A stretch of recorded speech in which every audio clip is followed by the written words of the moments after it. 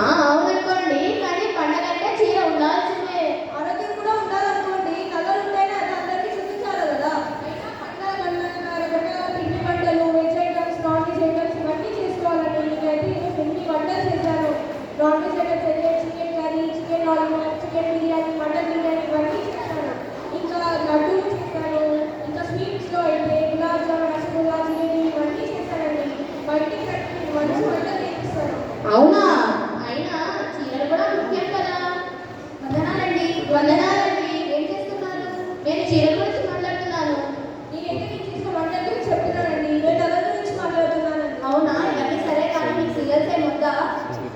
Serials ఏం చూస్తాంలేండి, చీరలు కదా ముఖ్యం. సీరియల్స్ ఏం చూస్తామండి, నవలే ముఖ్యం. మీరు వంటలకు సీరియల్ చూస్తారా? వంటలు పప్పు చారు చేసింది ఎంత బాగుందో కదా. చాలా బాగుంది. అయినా మన కార్తీక దీపం సీరియల్లో చూసారా? అత్తగారి సారీ ఎంత బాగుందో కదా. అవునా? అయినా షాప్స్ లో ఇంకా మంచి వెరైటీస్ ఉన్నాయి తెలుసా? ఆ సీరియల్లో నగలు కూడా చాలా బాగున్నాయి తెలుసా? అయినా మీ శారీస్ కిచెన్ చూడరా, గట్టు మన బట్టల పైన చూసి ఎంత బాగుందో. అవునా?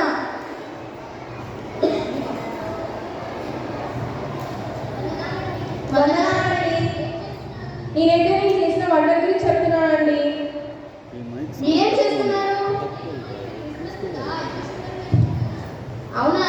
క్రిస్మస్ కదా, కొత్త చీర కొన్నారా ఏంటి? వంటలు ఏం చేసుకోలేదా? ఎప్పుడు ఇల్లు శుభ్రమేనా? నగలే కొత్త? సీరియల్స్ ఏం వద్దా మీకు?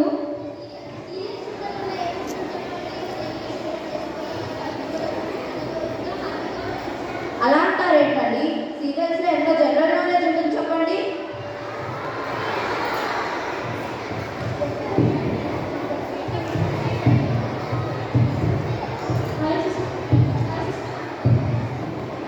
Praise the Lord sister. మీరేనా ఉన్నారు? నేను బాగున్నాను సిస్టర్. అబ్బా వచ్చింది. పెద్ద గ్యాస్ ఏమి ఎగిరేట్టున్నారు. చీర దొరకడానికి టైం లేదంటే మళ్ళీ ఇంకొకటి సిద్ధం చేసుకోవడానికి టైం ఉంటుంది. వచ్చి ఏం చెప్తుందో ఏమో. రండి సిస్టర్, రండి మా ఇంటికి రండి, నేను మంచి వంటలు నేర్పుతాను. లేదు సిస్టర్, ఈరోజు ఇంటికి రావడానికి టైం లేదు. ఈరోజు ఏమైనా కొంచెం వచ్చినా సరే పోవాలి కదా.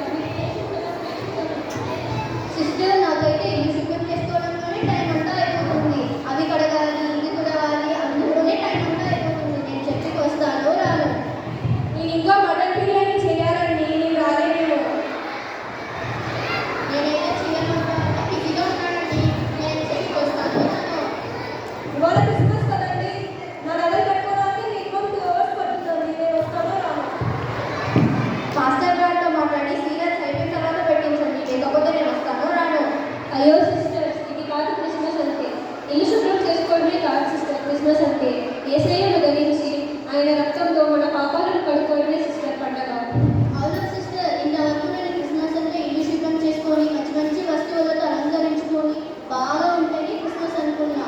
ఇప్పటి నుండి నేను దేవుడిలో లీనమై ఉంటాను. ఇంత మంచి జ్ఞానాన్ని ఇచ్చినందుకు నాకు చాలా కృతజ్ఞతలు. రకరకాల వంటలు చేసుకోవడం, వాటిని ఆస్వాదించడం మాత్రమే కాదు సిస్టర్ క్రిస్మస్ అంటే.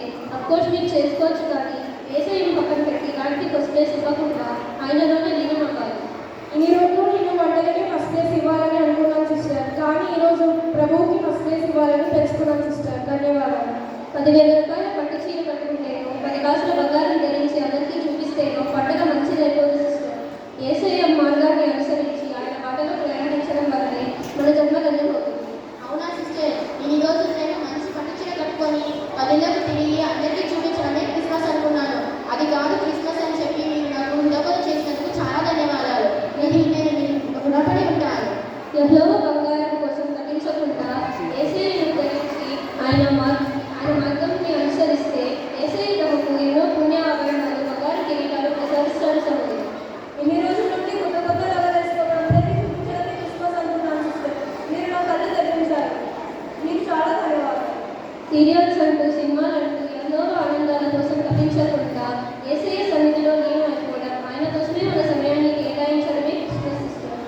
అవునా సిస్టర్, ఈ రోజుల్లో నేను సీరియల్ చూసుకుంటున్న సమయాన్ని వృధా చేశాను. ఇక్కడి నుంచి దేవుడి ప్రార్థన సమయానికి వెళ్ళాలి.